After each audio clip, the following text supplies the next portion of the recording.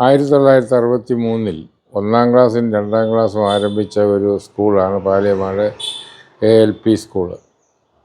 അവിടെ 1964 അധ്യാപകനായിട്ട് ഞാനിവിടെ വരികയാണ് ഉണ്ടായത്. ജൂലൈ 11-ാം തീയതി ഈ സ്കൂളിലെ ഒരു അധ്യാപകനായി 4 ഡിവിഷൻ 4 അധ്യാപകർ 4-ാമത്തെ ആളായിട്ട് ജോയിൻ ചെയ്തു. അതൊരു മുസ്ലിം സ്കൂളായിരുന്നു. AMLP സ്കൂൾ എന്നായിരുന്നു പേര്. Aided Mappila LP school. 1968 ആയപ്പോൾ ഒരു മാറ്റം വന്നു. അങ്ങാടിപ്പുറം തളി ക്ഷേത്ര സമരവുമായി ബന്ധപ്പെട്ട് ഞാൻ ആ സമരത്തിൽ കേളപ്പജിയോടൊപ്പം പങ്കെടുത്തു. അതിൻ്റെ പേരിൽ സ്കൂൾ മാനേജർ ഏറനാട് താലൂക്ക് മുസ്ലിം ലീഗിൻ്റെ സെക്രട്ടറി ആയിരുന്നു. അയക്കത് ഇഷ്ടപ്പെട്ടില്ല. അന്നിവിടെ EM ശങ്കരൻ നമ്പൂതിരിപ്പാടും CH മുഹമ്മദ് കോയും ഉള്ള ഒരു സംയുക്ത മന്ത്രിസഭയാണ് ലീഗും ഇടതുപക്ഷവും കൂടിക്കൊണ്ടുള്ള ഒരു ഗവൺമെൻറ്റായിരുന്നു. അതിൻ്റെ പേരിൽ എന്നോട് അതൃപ്തി കാണിക്കുകയും എന്നോട് രാജിവെച്ച് പോകണമെന്ന് ആവശ്യപ്പെടുകയും ചെയ്തു.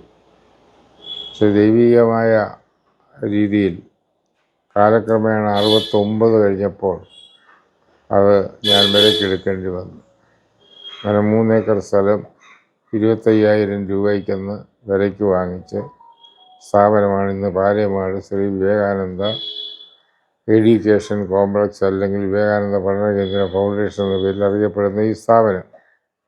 അന്നു മുതൽ സ്ഥാപനത്തിൻ്റെ ഉയർച്ചയ്ക്ക് വേണ്ടി വളരെ ശക്തമായി പ്രവർത്തിക്കുകയും രാഷ്ട്രീയ സമ്മർദ്ദം കൊണ്ട് പല സന്ദർഭങ്ങളിലും അപ്ഗ്രേഡ് ചെയ്യാനുള്ള അവസരം നഷ്ടപ്പെടുകയും ചെയ്തെങ്കിലും ഈശ്വര കാരുണ്യം കൊണ്ട് 1984 67 UP സ്കൂളാകുകയും 1984 ഇത് ഹൈസ്കൂളായി അപ്ഗ്രേഡ് ചെയ്യുകയും ചെയ്തു.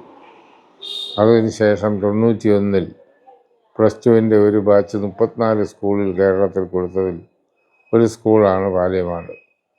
ഒരു സയൻസ് ബാച്ചും ഒരു ബാച്ച് 60 കുട്ടികൾ വെച്ച് തുടങ്ങി. 1997 ശ്രീ PJ ജോസഫ് വിദ്യാഭ്യാസ മന്ത്രിയാകുമ്പോൾ പ്രീ ഡിഗ്രി കോളേജിൽ നിന്നും വേർപെടുത്തി സ്കൂളിൻ്റെ ഭാഗമാക്കാൻ തീരുമാനിക്കുകയും അതനുസരിച്ച് കുറച്ച് ബാച്ചുകൾ അഡീഷണലായിട്ട് കൊടുക്കുകയും ചെയ്ത കൂട്ടത്തിൽ പടിപടിയായി ഇന്ന് +2 തലത്തിൽ 14 ബാച്ചും VHSE വിഭാഗത്തിൽ 2 ബാച്ചും ഉൾപ്പെടെ ഹയർ സെക്കൻഡറി വിഭാഗത്തിൽ 16 ബാച്ചുള്ള കേരളത്തിലെ ഏറ്റവും കൂടുതൽ കുട്ടികളെ പഠിപ്പിക്കുന്ന ഹയർ സെക്കൻഡറി സ്കൂളാണ് Shri Vivekananda higher secondary school. ഇതിൻ്റെ തൊട്ടു താഴെ നിൽക്കുന്നത് പട്ടം സെൻറ്റ് മേരിക്ക് 14 +2 ബാച്ച് മാത്രമേ ഉള്ളൂ. അപ്പോൾ അങ്ങനെ കേരളത്തിലെ എല്ലാം കൊണ്ടും 1-ാം സ്ഥാനത്ത് നിൽക്കുന്ന പഠിത്തത്തിൽ, കുട്ടികളുടെ എണ്ണത്തിൽ, മറ്റു കാര്യങ്ങളിൽ മികച്ചു നിൽക്കുന്ന ഒരു വിദ്യാഭ്യാസ സ്ഥാപനമായി ഇത് മാറ്റാൻ കഴിഞ്ഞത് ഈശ്വരൻ്റെ കൃപ കൊണ്ടാണ്, ദൈവകാരുണ്യം കൊണ്ടാണ്. അത് ഈ നാടിൻ്റെ ഐശ്വര്യമായി ഞാനിതിനെ കാണുകയാണ്.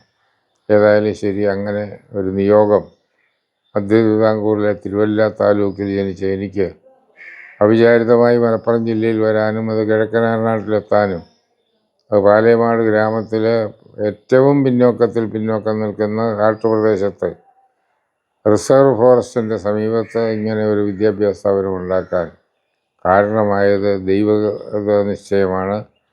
പൂർവികരായ ആളുകൾ, വിദ്യാഭ്യാസപരമായി ഉയർന്ന ചിന്തയുള്ള കൃഷിതുല്യരായ ആളുകൾ വസിച്ച ഒരു പ്രദേശമാണ് ഒരു കാലത്തൂടെ. അതുകൊണ്ടാണ് ഇങ്ങനെ ഈ ഗ്രാമത്തിൽ ഒരു വിദ്യാഭ്യാസ സ്ഥാപനം ഉണ്ടായതെന്ന് വിശ്വാസമാണ് എനിക്കുള്ളത്. തുടർന്നും ഇത് നാടിൻ്റെ ഐശ്വര്യമായി പരിലസിക്കട്ടെ എന്ന് പ്രാർത്ഥിച്ചുകൊണ്ട് നിർത്തുകയാണ്. നന്ദി, നമസ്കാരം.